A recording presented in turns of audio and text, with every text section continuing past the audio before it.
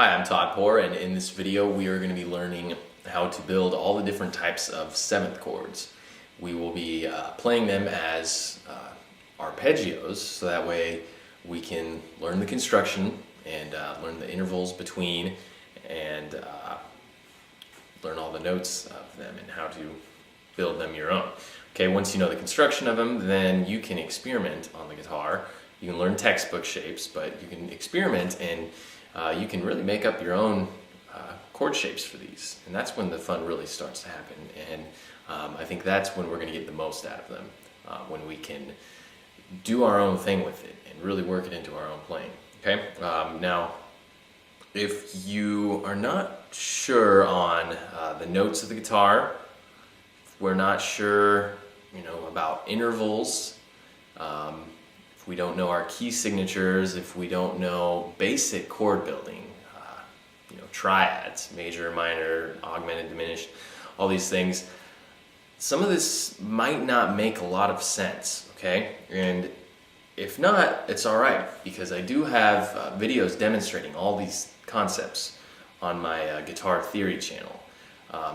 I wouldn't say, don't play these or try to play these if you don't know all these things I'm talking about, because that just wouldn't make sense. I mean, you can play this stuff without necessarily understanding it, and it's okay. I know a ton of great guitar players that can do some pretty amazing things, but they couldn't even tell me the notes on the guitar. So, of course, for us, that doesn't matter as much. But I think if you really want to understand them, which, if you do, great. If not, that's cool too. Knowing all those other things are going to really be important. Some of this won't make a lot of sense, I suppose, if we don't know all these other things that come before the seventh chord. So, anyways, let's get into it here. We're going to start. There are, 5 main types of seventh chords, but there is one other type that gets left out a little bit, unless maybe you're a jazz player. You might not see this particular type of seventh chord a whole lot. Now, seventh chords are often found in jazz music, but they are found in all sorts of other styles. So if you want to really master these things and get some cool shapes for them and all that stuff, then I would recommend playing a little jazz. It definitely won't hurt, and I think it'll open up some of the fretboard for you, hopefully, and if anything, give you some ideas for using these. There are a lot of other styles that use them, of course. I mean, you hear them in pop, classical, blues, all sorts of stuff. So they are there, but they're really, really common, of course, in jazz music, obviously. So here we go. First type we're going to start with, after I pick my pickup, would be the major seventh. We're going to do all of these, though, off of C, because I want to be able to have you compare the intervals and the notes in each of these. That's going to really help make some good sense out of them. So we're going to be doing a 1-octave shape for each one, and once you know even just a 1-octave shape, that will do a number of things for you. It'll teach you the notes to build a given seventh chord. It will get the sound of the seventh chord in your ear. Also, sing these. That's really a great way to train your ears to pick these things out. So that way, again, even if you don't know, say, all that theory mumbo jumbo, that's okay. Because if you have a good ear, then you can explore the guitar. And if you just practice and experiment, you will discover some really cool things with them. So the more you practice them, the more you experiment with them, the more you will work these into your playing. So anyways, let's get to that first one. It's the major seventh. So C major seventh. What we want to do is take a C major scale and build thirds in it until we get up to the seventh. So we're going to start on C, up a third to E, and by the way, C was here at fret 3 on your 5th string, E is at fret 2 on the 4th string, G is at fret 5 on the same string, and B is at fret 4 on the 3rd string, and then finish that out by playing up to this C at fret 5 on the 3rd string. So there's a nice little 1-octave shape. Now, a couple things to be thinking about as you're building these. First, what kind of triad do you have in that 7th chord? In this case, we have a major triad, and then what type of 7th? Major triad, right, with a major 7th. And that gives you the type of 7th chord we're looking for here. Also think about intervals between the notes. From the root to the 3rd is a major 3rd, C to E. From the 3rd to the 5th is a minor 3rd, E to G. From the 5th to the 7th, that's a major 3rd again, G to B. And then 7th back to the root is a whole step, or sorry, half step, B to C. Okay, so there's the major 7th. The next kind would be the dominant 7th. This functions typically as a 5 chord in a major scale. So if you go to the 5th note of a major scale without changing any notes or anything, that's where you're going to see this chord. So we're going to stick to C. A C 7th chord, C dominant 7th, would then come from the key of F major. So let's build this. We need C to E to G to, this is B flat now, and then complete that by going to C. Alright, so the type of triad you have is a major triad with a, it's a minor 7th.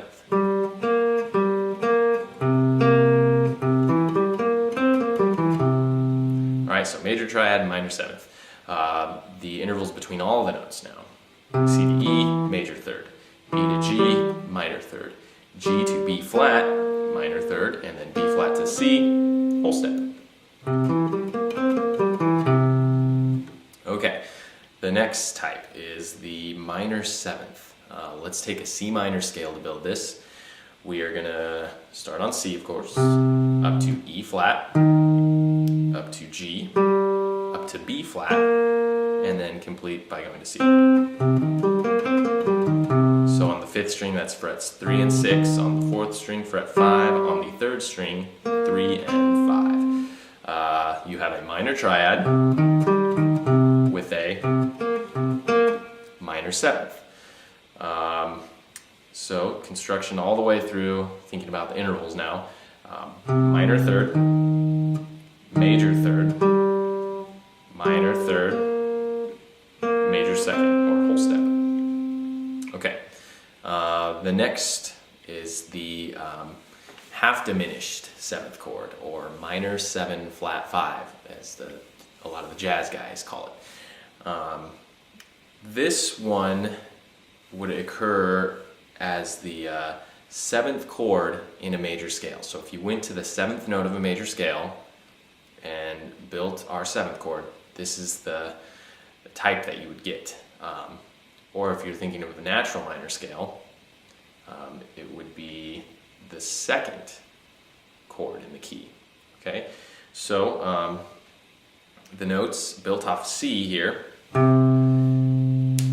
We have C, E flat, G flat, B flat, back to C. So that was on the 5th string, 3 and 6 on the 4th string, fret 4 on the 3rd string, 3 and 5. So that is a diminished triad with a minor 7th on top. Okay, I guess the next type would be the fully diminished 7th chord. This would occur on the leading tone of a harmonic minor scale. This is a pretty cool one because actually the construction of it is all minor 3rds.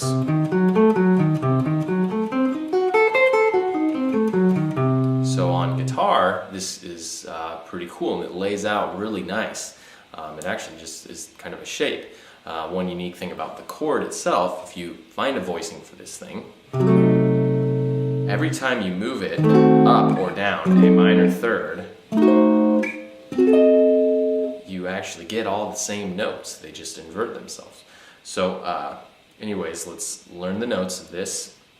We have C to E flat to G flat to B double flat. And I guess if you wanted to play up to the octave, there you go. So minor third, minor third, minor third, minor third. The notes I just played, or the frets I guess, on the 5th string we have 3 and 6. On the 4th string we have 4 and 7. And then on the 3rd string, the 5th fret, there's your C.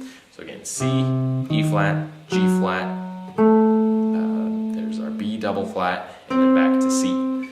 So that one is a diminished triad, kind of like the half diminished, but what makes the two different is half diminished was a diminished triad with a minor 7th, fully diminished is a diminished triad with a diminished 7th.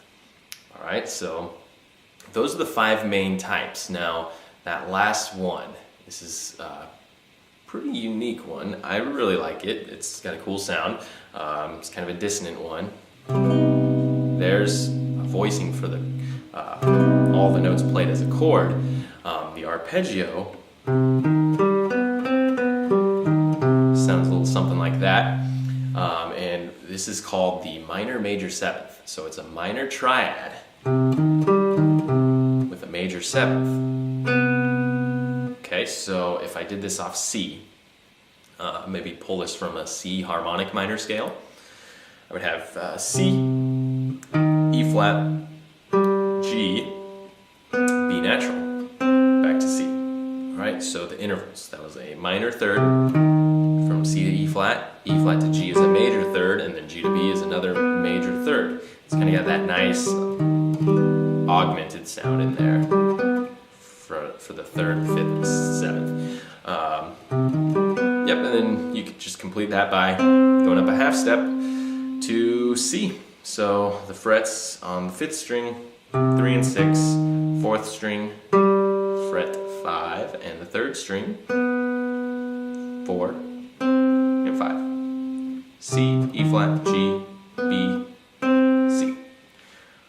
Alright, so there they are, all the different types of 7th chords. I do have videos on voicings for chord shapes for these. I do have videos on multiple octave shapes, which are good to learn.